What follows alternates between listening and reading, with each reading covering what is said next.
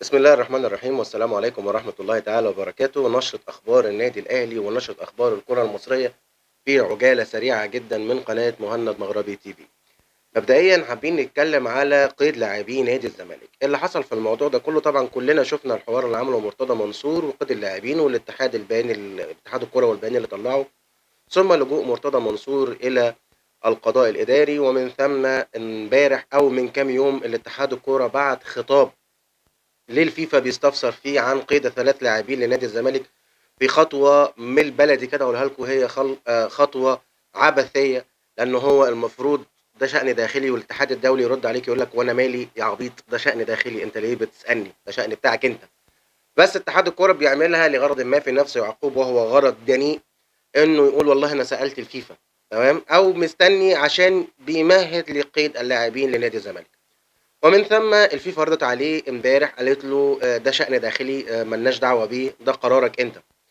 فبالتالي مرتضى منصور عنده جلسة الأيام القادمة، ممكن تكون خلال يوم السبت أو الحد لو أنا مش غلطان، مع القضاء الإداري مع بعد الرفض اللي حصل قبل كده، وهيجي له قرار ممكن بقيد اللاعبين. لو المحكمة حكمت له بقيد اللاعبين ساعتها اتحاد الكورة هيروح للجنة التظلمات برئاسة عادل الشربجي، المستشار عادل الشربجي، وبالتالي لو وصلت لعادل الشربجي في لجنة التظلمات هيتأيدوا اللعيبة. فده تمهيد من دلوقتي لقيد اللعيبة لنادي الزمالك في خطوة نراها مجحفة بالقوانين، ومجحفة بالروح الرياضية، ومجحفة بالرياضة المصرية عموما، وبتقول قد ايه ان مرتضى قادر على الدولة دي، وقد ايه محدش بيعرف يعمل له حاجة. ومش هننسى يا مرتضى ان وليد العطار قال لك يا باشا انا كنت هأيدهم لك، بس هم لجموني لما عملوا البيان الرسمي. فبالتالي اتحاد الكوره ساعتها هيأيد اللعيبه، وتبقى كل المشكله اللي حصلت دي ملاش اي لازمه، ومرتضى حل الموضوع وأيد لعيبته ويبقى الحال كما هو عليه. ولكن هل بعد قيد اللعيبه ماذا سيحدث من النادي الاهلي؟ ولا اي حاجه. فبالتالي نحن في بلد لا تحترم القوانين، ولا واي حد يروح يعمل في اي حاجه. وما تنسوش ان مرتضى منصور حاطط 10 مليون جنيه في المحكمه، بيقول لهم والله انا مأيد اللعيبه، ولو المحكمه حكمت بقيد اللاعبين هيحولوا الفلوس لاتحاد الكوره، واتحاد الكوره خلاص غصب عنه لازم يأيد له اللعيبه، واللعيبه تقدر تلعب في اول ماتش بعد كده. فهي مسرحيه هزليه. ما عنديش كلام اقوله، انا سايب الرأي ليك انت، حابب ان انا اسمع رأيك في التعليقات. ايه رأيك في هذه المسرحيه، وايه رأيك فعلا لو تم قيد اللاعبين خلال الايام القادمه لصالح نادي الزمالك؟ في خبر آخر عندي عن رحيل برونو سافيو عن النادي الأهلي. أنا يعني فضلت ساكت فترة كبيرة جدًا عن الموضوع ده وما رضيتش أتكلم فيه، وسِبت كل حاجة، وخصوصًا من استبعاد برونو سافيو من قائمة كأس العالم أو قائمة النادي الأهلي المشاركة في كأس العالم، مع إنه صفقة أجنبية وبرازيلي وكنا محتاجينه هناك، وأكيد كان لو في مستواه هيصنع الفارق. ولكن خلّيني أتكلم معاكم النهارده بمنتهى الشفافية إيه اللي حصل لبرونو سافيو ببساطة. طلعت أقاويل وأحاديث كتيرة جدًا عن عدم مشاركته. اللي هاقوله لكم هو الأقرب إلى الصواب، الأقرب إلى الصواب، ومن مصادر أنا باثق فيها جدًا. الموضوع كله إن برونو سافيو حصل عنده تدني بدني بسبب السهر اللي برونو سافيو بيسهره. برونو سافيو مش بيسهر في أماكن عامة، ولكن بيسهر مع عيلته، تمام؟ وبالتالي الموضوع ده أثّر عليه بدني جدًا وحصل له مشاكل، واللياقة بدأت في كشف اللياقة، الرُكب عنده كان يعني الحِمل عليها زيادة بالأجهزة المتطوّرة اللي بيستخدمها النادي الأهلي. تم تحذير اللاعب أكتر من مرّة إنّك لازم توازن بين بيتك وحياتك العملية، وما ينفعش يكون الموضوع سداح مداح كده. فاللاعب لم يلتزم في الموضوع واستمر في الموضوع، وبالتالي ده أثّر عليه بدنيًا وذهنيًا، واللاعب ما بقاش جاهز إنه يشارك في مباريات أو ينفّذ التعليمات اللي مارسيل كولر بيقولها له. تم تطوّر الموضوع شوية لمّا كولر حاول إن هو يتجاوز معاه، أو مش يتجاوز، حاول إن هو يزعّق له أو يعنّفه. كان الرَد موجود من اللاعب بأسلوب مش كويس، فكولر استبعده. ومن ثم شوية حصلت شوية مشاكل وشوية حاجات، ولكن يعني حوارات حصلت بدون التدخُّل في التفاصيل. رجع برونو سافيو اعتذر لمارسيل كولر، قال له أوكي خلاص ماشي ما فيش مشاكل، بس أنت مش هتلعب معانا كأس العالم. وسافروا ولعبنا كأس العالم، برونو سافيو لم يشارك ومن ثم العودة. وطبعا مارسيل كولر قال خلاص أنا مش محتاج برونو سافيو بعد ما رجع كمان. وقائمة الفريق اللي سافرت السودان طبعا ما فيش فيها برونو سافيو اللي هو الأيمن أشرف، وما سافروش مع الفريق، وبالتالي برونو سافيو خارج حسابات مارسيل كولر الفترة القادمة، في خبر محزن وصادم لجماهير النادي الأهلي، ولكن كل الدعم لمارسيل كولر. طيب في هذه الحالة إيه اللي هيتم مع برونو سافيو؟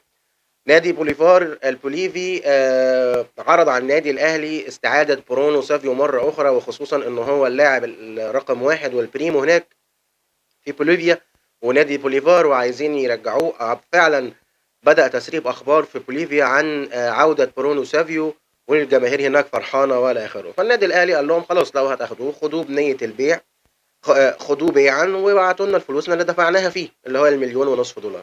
ولكن نادي بوليفار عايز ياخده إعارة. طيب فالنادي الأهلي رافض. طيب حد هيجي يسألني يقول لي طيب هو القيد ازاي؟ خلاص القيد اتقفل. في بوليفيا القيد إلى الآن ما زال مفتوح، وبالتالي من حق اللاعب إن هو يتسجل هناك ويروح ويلعب على طول. طيب هيبقى مشكلتنا إحنا إيه؟ إن إحنا هنلعب من غير برونو سافيو، اللي أنت كده مارسيل كولر مش هيخليك تشوفه تاني لحد الانتقالات الصيفية الجاية، في خسارة مدوية أنا أراها سقطة كبيرة جدا جدا جدا جدا. مضايقاني إن إحنا هنفتقد للاعب أجنبي وكمان برازيلي وفي الجناح في وقت إحنا محتاجين فيه كل اللعيبة، ودي حاجة أنا مش عارف هنحلها إزاي. يا ريت برضه تشاركني برأيك وتقول لي إيه الوضع اللي أنت شايفه إن المفروض إن هو يحصل. ولكن مع الأخبار إن خلاص برونو سافيو دلوقتي بس المفاوضات بين النادي الأهلي ونادي بوليفيا إن هم هل هياخدوه إعارة بنية البيع، هل هياخدوه شراء، هل يعني لسه هنشوف. في خسارة قوية جدا للنادي الأهلي في ملف المحترفين. آخر خبر حابب أتكلم فيه معاكم هو خبر محمود كهربا وإيه اللي حصل معاه في موضوع الإيقاف. طبعا كلنا عارفين إن قرار الفيفا إن إدى مهلة لمحمود كهربا شهرين يدفع فيه الغرامة، وإلا بعد كده يتوقف 6 شهور كمان. محامي كهربا قدم فعلا على الاستئناف ولسه مستنيين الرد من المحكمة. لو الكاس قالت ان خلاص قبلنا الاستئناف، فبالتالي يتم ايقاف تنفيذ قرار الشهرين ده، يعني القرار بتاع الشهرين ده يتوقف لحين البت في الاستئناف. يبقى الخطوة دلوقتي ان خلاص الحكم طلع، احنا عشان نوقف هذا الحكم لازم نعمل استئناف. الاستئناف ده بياخد له 5 6 7 شهور على حسب ما الكاس بيقرر ويدرس القضية تاني. فكهربا معانا لحد شهر 9 او 10 2023، وممكن يمتد الموضوع لنهاية سنة 2023. ولكن الفيصل في الموضوع ان يتم قبول الاستئناف. المحامي بعت لسه الاستئناف ما اتقبلش، بمجرد قبول الاستئناف يبقى احنا كده اشترينا وقت كبير لكهربا. كمان كهربا عنده عروض للاعلانات قدمها النادي الاهلي، او يعني ساعدوا النادي الاهلي ان هو يعملها منها اعلان لشركه اتصالات هو واكثر من لاعب. والاعلان ده يعني كده جاي لكهربا بمبلغ مالي بحيث انه يساعده على سداد الالتزامات الماليه الخاصه بالعقوبه. كل التوفيق للاعبنا كهربا، وربنا يا رب يبعد عنك الاصابات ويعينك وينصرك على الظلم اللي انت اتظلمته يا كهربا. عندي اخر موضوع مشكله الهلال السوداني ومشكله اللعب بدون جمهور. الى تسجيل هذه الحلقه المباراه سوف تلعب بدون جمهور في السودان في ملعب الجوهره الزرقاء. رسالة لجماهير الهلال السوداني. طبعا انتوا جماهير محترمة ولا أن ورثنا ولسنا معانا مشكلة معاكم كجماهير، ولكن أنا عندي مشكلة مع الناس المدلسة اللي هم رؤساء ناديكم. هم بيتعمدوا دائما ان هم يتكلموا على النادي الأهلي بشكل بطال، ومش أول سنة وقاعدين بيشتغلوكوا بينهم كذا سنة. أنا مالي إذا كان الكاف هو اللي رفض ان ملعبك يستوعب جمهور. يعني انت هتلعب ماتش الاهلي بدون جمهور، وغير ماتشات الاهلي برضو في المجموعات الافريقيه هتلعبها بدون جمهور. ولو لعبت النهائي يا سيدي وصلت للنهائي مش هتلعب على ملعبك بجمهور. المريخ اتلم وقال لك ايه، انا عارف ان انا الهلال السوداني ملعب الهلال السوداني في الجوهره الزرقاء مش مناسب وان الكاف رفضوا، فراح خد نفسه وراح اتفق مع ليبيا ان هو يلعب هناك عشان السودانيين هناك برضو في ليبيا كتير ويقدروا يديله مسانده. فانت بتحاول تحبكها او بتحاول ان انت تضحك على جمهورك وتقول لهم ايه الفتى المدلل بتاع الكاف. هو الفتى المدلل بتاع الكاف كان حصل له كده المره اللي فاتت في نهائي الكاف. فبطل سخف وبطل سخافه يا مسؤولين الهلال السوداني والعبوا مباراه كوره. وكل مره بنسمعها كنتوا بتفضلوا تزيطوا تزيطوا تزيطوا تزيطوا وفي الاخر بتاخدوا على قفاكم، تمام، من جمهوركم مش من الانديه المنافسه. الكوره مكسب وخساره، ولكن انتوا بتحاولوا تجملوا الموقف قدام جماهيركم بالكذب.